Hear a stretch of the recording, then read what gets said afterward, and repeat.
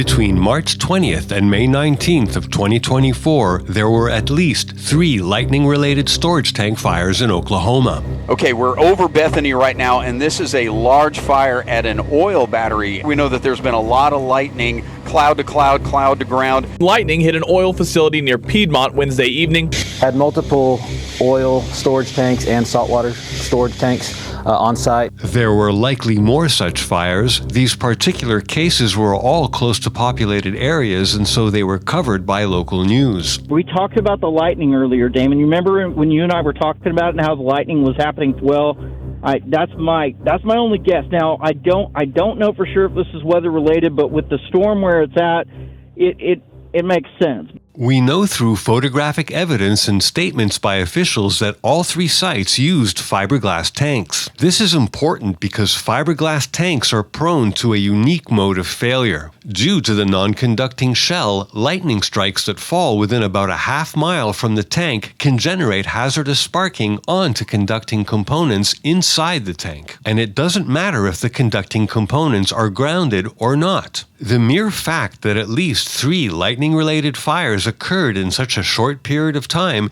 is compelling evidence of this special vulnerability. If other structures were equally vulnerable to the effects of lightning, you'd expect there to have been hundreds of lightning-related incidents in the same time period and region. But that didn't happen. In Piedmont, it was reported that the site was protected by an overhead ground wire system. Piedmont Fire tells me there are things in place to stop this from happening. They will put up actual electric poles on site to try to take the impact of lightning bolts, but sometimes it gets around them. It is possible that the system failed to intercept the strike, but generally, overhead ground wire systems, which are used on a variety of different types of structures, are reasonably good at intercepting lightning strikes.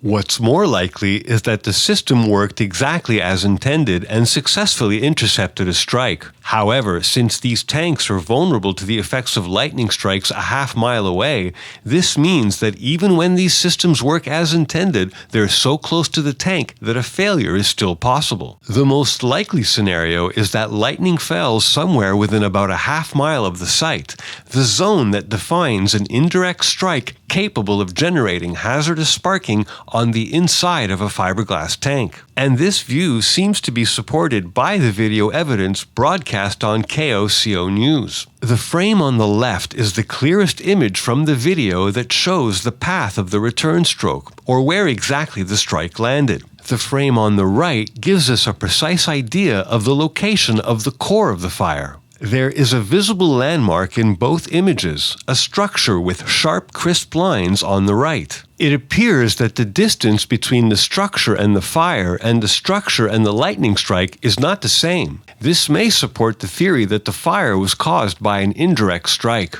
The site in Geary was using dissipator brushes. Claims that these devices can reduce the risk of a direct strike is not supported by any peer-reviewed publications, laboratory, or field testing. When installed as part of an NFPA-compliant system, these devices are meant to act as ordinary lightning rods and intercept strikes. Although it's not clear that this offers any benefit, since even if the system works as intended, radiated fields and applied potentials from the system itself can trigger a fire. Furthermore, these systems are often associated with anti-static conductors suspended inside the tank. Although they are recommended by NFPA 780 and API 12P, they are considered hazardous by NFPA 77. Also, an October 2022 public statement by the Scientific Committee of the International Conference on Lightning Protection identified such devices as potentially hazardous in the event of direct or indirect strikes. Unfortunately, we found no video of the strike that caused the fire, but according to publicly available data from NOAA's Severe Weather Data Inventory, there was a storm cell detected about 1.5 kilometers away. Storm cells are associated with lightning strikes and an indication that this was indeed a lightning-related fire.